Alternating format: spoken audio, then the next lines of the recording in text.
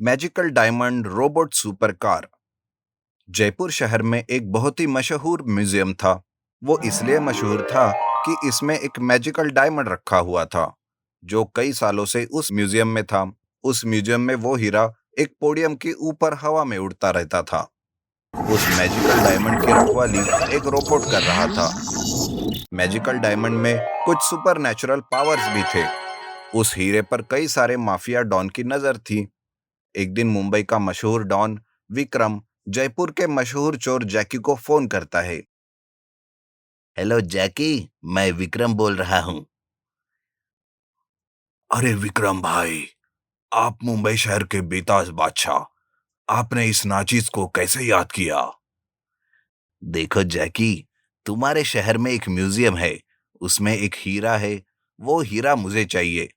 मैं तुम्हें 100 करोड़ रुपए दूंगा। ये सुनकर जैकी एकदम खुश हो जाता है। क्या 100 करोड़ भाई? आप मुझसे मजाक तो नहीं कर रहे हो ना? विक्रम अगर किसी से डील करता है तो वो 100% का पक्का डील रहता है। भाई, मैंने सुना है कि उस हीरे की रखवाली एक रोबोट कर रहा है। बहुत सख्त पहरा है।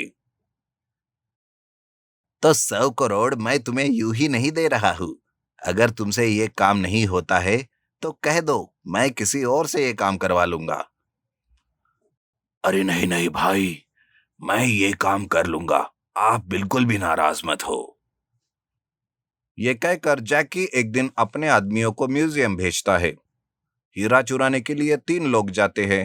वो रोबोट उस हीरे की रखवाली कर रहा था।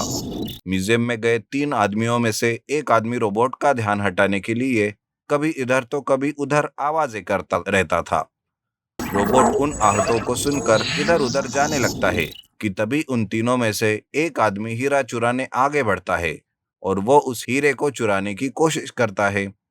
लेकिन जैसे ही वो हीरे को छूने की कोशिश करता है, वो राख में बदल जाता है। उसे राख में बदलते देख बाकी के 2 आदमी डर जाते हैं और वो वहां से भाग जाते हैं। वो जैकी को जाकर सारी बात बताते हैं। ये सुनकर जैकी कहता है, अरे बंद करो अपनी बकवास। लगता है तुम लोगों ने कुछ ज्यादा ही पी ली है। मैंने निकम्मों की बैच पाल रखी है। ये काम तुम लोगों से नहीं होगा। छोड़ दो, मैं खुद जाकर उस हीरो को चुरा लेता हूँ। ये कहकर जैकी चुपके से उस रात म्यूजियम में जाता है और वो वहां छिप जाता है। रात होती है, म्यूजियम बंद हो जाता है। आधी रात हो गई थी। रोबोट का चार्जिंग भी खत्म हो गया था। म्यूजियम वालों ने उसे चार्जिंग पर रख दिया और चले गए। म्यूजियम में एकदम से सन्नाटा छाया हुआ था। जैकी चुपके से बाहर निकलता है और रोबोट को देखता है। रोबोट चार्जिंग पर था। जैकी हीरे के पास आता है। अरे वाह हीरा, मेरे 100 करोड़ रुपए मेरे आंखों के सामने है। ये कहकर वो हीरे के पास जाता है और हीरे को निकालने की कोशिश करता है। जैसे ही वो हीरे को छूता है, वो भी राख में बदल जाता है। अगले दिन सुबह ये बात विक्रम को पता चलती है। अरे ये क्या हो रहा है? कोई भी उस हीरे को छूने जाता है तो वो राख में बदल रहा है। मुझे इस हीरे की हिस्ट्री को जानना है। ऐसा कहकर वो उस हीरे के संबंधित किताबें मंगाता है और पढ़ने लगता है। वो किताब को खोलता है।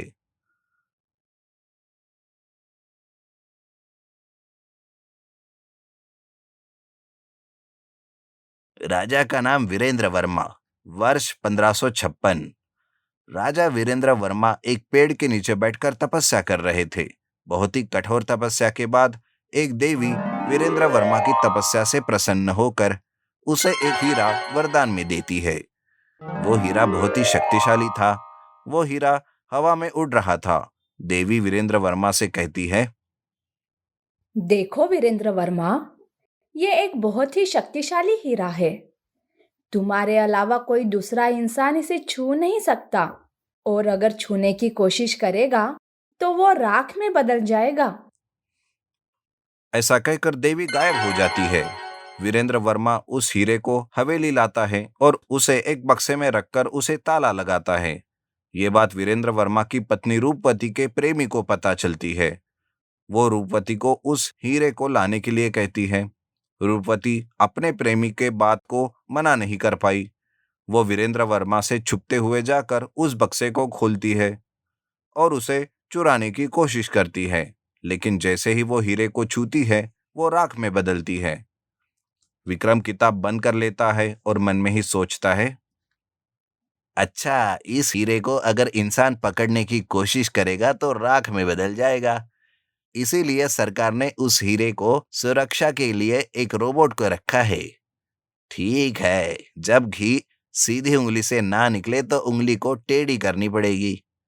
मैं म्यूजियम के रोबोट के सारे प्रोग्राम चेंज करता हूँ, तब वो रोबोट खुद ही वो हीरा लाकर मुझे दे देगा। ये सोचकर विक्रम अपने रोबोट का एक बटन दबाता है।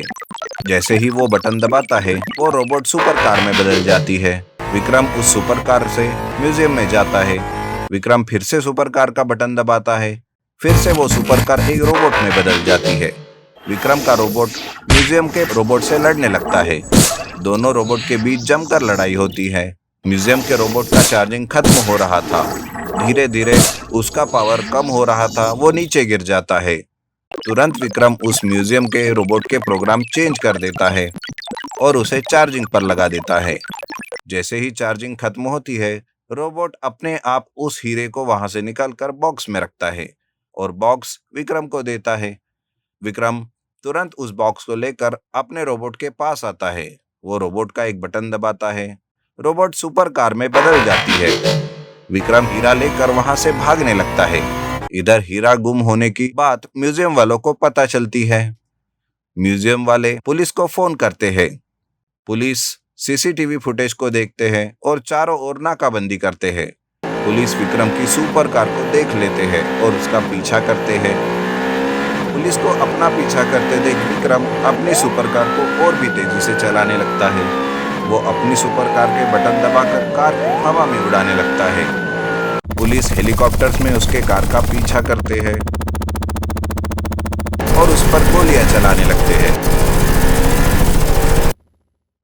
विक्रम कार को जमीन पर लाकर उसे छोटी करके बड़ी बड़ी गाड़ियों के नीचे से ले जाता है।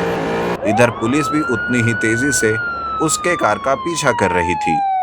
विक्रम ऐसी ही तेजी से जा रहा था, लेकिन विक्रम की कार का बैलेंस फेल हो जाता है और वो पलटी मारने लगती है और बॉक्स एकदम से खुल जाता है। कार में रखा हुआ हीरा बॉक्स के बाहर की ओर उड़ जाता है और हीरा बाहर गिर जाता है। यह देख विक्रम कहीं हीरा नीचे ना गिर जाए, ये सोचकर हीरे को पकड़ने के लिए एकदम से छलांग मारता है। नीचे खाई थी, हीरा हवा में उड़ रहा था। जैसे ही विक्रम छलांग मारता है, उसका हाथ हीरे को लगता है और वो राख बनकर खाई में गिर जाता है।